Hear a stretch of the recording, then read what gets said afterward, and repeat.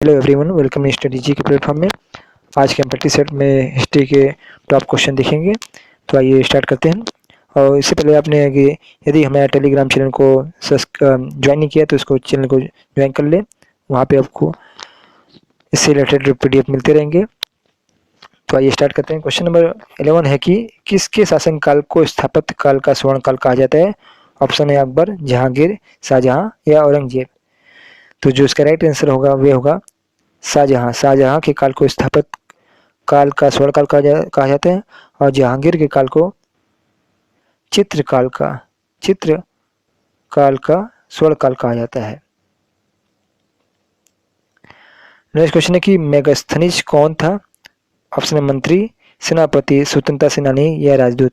तो मेगास्थनीज जो था वे एक राजदूत था जो चंद्रगुप्त मौर्य के समय आया था और ये सेल्यूकड निकेटर द्वारा भेजा गया था।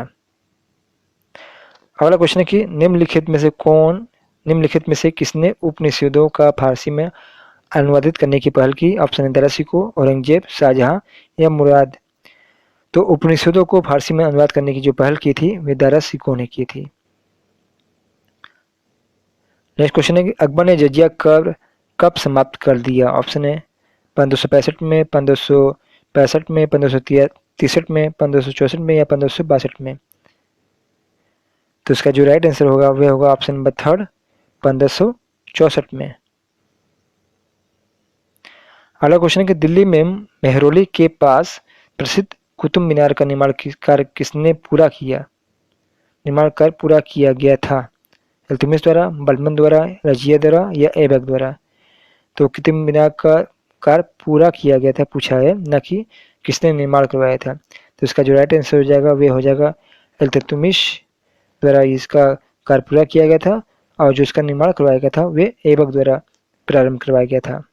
गजनबी ने भारत पर आक्रमण किया था 20 बार, 18 बार, 19 बार या 17 बार। तो महमूद गजनबी ने भारत पर जो आक्रमण किया था वे 17 बार किया था।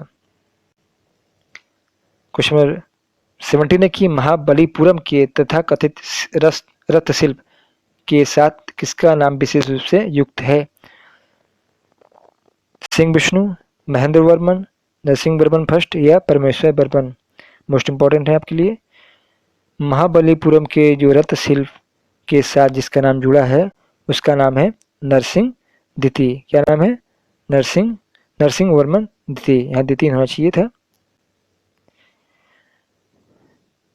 नेक्स्ट क्वेश्चन है कि त्रिशक्तियों राष्ट्रकूट, प्रतिहार एवं पालो की आपसी द्वंद्व का केंद्रीय शहर क्या था?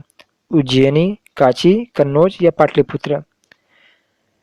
तो इनके बीच आपस में संघर्ष हुआ था और संघर्ष का जो केंद्रीय शहर था वे था कन्नौज। अगला क्वेश्चन है कि निम्नलिखित पाल राजाओं में से कौन वंशानुगत नहीं बल्कि चुना गया था?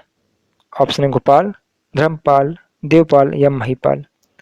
तो इसका जो राइट आंसर है वह है ऑप्शन नंबर 1 गोपाल। गोपाल जो है पाल वंश के संस्थापक गोपाल को चुना गया था। नेक्स्ट क्वेश्चन है कि इलाहाबाद शिलालेख में समुद्रगुप्त की प्रशस्ति है जिसकी रचयिता उनके दरबारी कवि थे। कौन से थे कवि? हरिसेन, नागसेन, कालिदास या उपयुक्त में से कोई नहीं। ये भी क्वेश्चन पूछा जा रहा है आपका। समुद्रगुप्त जो था उसे भारत का नेपोलियन कहा जाता है और किसके द्वारा दिया गया था ये उपनाम? ये दिया गया था स्मिथ द्वारा। किसके द्वारा? स्मिथ द्वारा।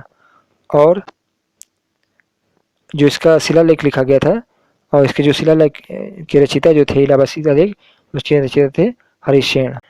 क्वेश्चन 20 है कि गुप्त शासकों में किसने विक्रमादित्य की उपाधि धारण की? समुद्रगुप्त, स्कंदगुप्त, चंद्रगुप्त द्वितीय या इनमें से कोई नहीं। तो विक्रमादित्य की जो उपाधि धारण की थी चंद्रगुप्त द्वितीय ने। नेक्स्ट क्वेश्चन है कि कश्मीर में श्रीनगर को किसने बसाया? हर्ष ने, अशोक ने, चंद्रगुप्त प्रथम ने या बिंदुसार ने। तो कश्मीर में जो श्रीनगर बसाया था अशोक ने। अशोक ने इसके अलावा एक और शहर बसाया था, उसका नाम था ललित पाटन जो कि नेपाल में स्थित है। नेक्स्ट क्वेश्चन कि उत्तर भारत में गणतंत्र एवं राजतंत्र महाजनपद की स्थापना लगभग हुई थी? 1900 ईसा पूर्व, 800 ईसा पूर्व, 700 ईसा पूर्व या 600 ईसा पूर्व। तो जो महाजनपद की स्थापना हुई थी वे लगभग 600 ईसा पूर्व में हुई थी, ईसा पूर्व में हुई थी। और इसका जो वर्णन मिलता है वो अंगुत्तर निकाय में मिलता है। किसमें मिलता है? अंगुत्तर निकाय में। क्वेश्चन नंबर 23 है कि किस शासक ने अपने को देवताओं कहलाया? चंद्रगुप्त, विक्रमादित्य, कनिष्क या अशोक या समुद्रगुप्त। तो किस शासक ने अपने आप को देवताओं कहलवाया? तो वे ऑप्शन है राइट हो जाता है option number 2, option number 3 Ashok. तो अशोक ने अपने सभी अभिलेखों में अशोक का नाम देवाना प्रिय या देवाना प्रियदर्शी तथा राजा की उपाधियों से संबोधित किया। अगला क्वेश्चन है कि बौद्धों का वह धर्म ग्रंथ जिसमें गौतम बुद्ध के पूर्व जन्म की कथाएं संकलित है उसे क्या कहते हैं? जीविका, विनय पिटक, जातक या उपयुक्त में से कोई नहीं। तो गौतम बुद्ध के पूर्ववर्ती जन्मों की जो कथाएं संकलित है वे सम्मिलित है जातक में। नेक्स्ट क्वेश्चन है कि 25 नंबर का कि 10 राजाओं के विख्यात युद्ध निम्नलिखित में से कौन विजयी हुआ? ऑप्शन है दिवोदास, सूरदास, तुवस्गढ़ या यदुगढ़। तो 10 राजाओं का जो युद्ध हुआ था और उसमें जो विजय हुआ था वे हुआ था सूरदास। इसके बारे में इसके बारे में कुछ बातें भी जान लेते हैं कि जो 10 राज्य युद्ध में भारत जन के राजन सूरदास ने 10 राजाओं के एक संघ को पराजित किया। और ये युद्ध जो हुआ था वे परुषणी, जिसे रावी नदी कहा जाता है, के किनारे हुआ। ठीक है, ये चीजें दोनों चीजें याद कीजिएगा। क्वेश्चन नंबर 26 है कि हिंदू, जैन और बौद्ध तीनों ही धर्मों का प्रतिनिधित्व करने वाली गुफा का नाम क्या है? नासिक, अजंता, पितलखेरा या एलोरा। तो इसका जो राइट आंसर हो जाएगा वो हो जाएगा एलोरा। या ऐसे क्वेश्चन पूछ लेता है कि एलोरा में किन धर्मों का प्रतिनिधित्व करती है? तो वे हिंदू है, जैन है और बौद्ध है। नेक्स्ट क्वेश्चन है कि उत्तर रामचरित के लेखक कौन है? वाल्मीकि, तुलसीदास, भवभूति या इनमें से कोई नहीं। तो उत्तर रामचरित के जो लेखक है वे हैं option number 3 Bhavabhuti. Question number 28 है कि भागवत धर्म के संस्थापक थे? ऑप्शन है राम, शंकराचार्य, कृष्ण या वेदव्यास।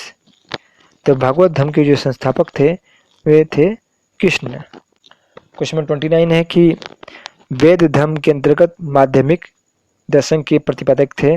ऑप्शन नागार्जुन, अश्वघोष, उपगुप्त या धर्मकीर्ति। तो माध्यमिक दर्शन के जो प्रतिपादक थे वे थे नागार्जुन। क्वेश्चन नंबर 13 है किन 2 मुगल शासकों के मध्यवर्ती काल में शेर शाह का शासन था? बाबर, हुमायूं, हुमायूं अकबर, अकबर जहांगीर या इनमें से कोई नहीं। तो जिसका राइट आंसर है वह है ऑप्शन नंबर 2 हुमायूं और अकबर के 2 मुगल शासक थे जिनकी मध्यवर्ती काल शेर शाह का था। तो चैनल को लाइक जरूर कीजिएगा। मिलते हैं नेक्स्ट वीडियो में, तब तक के लिए आप सबका धन्यवाद।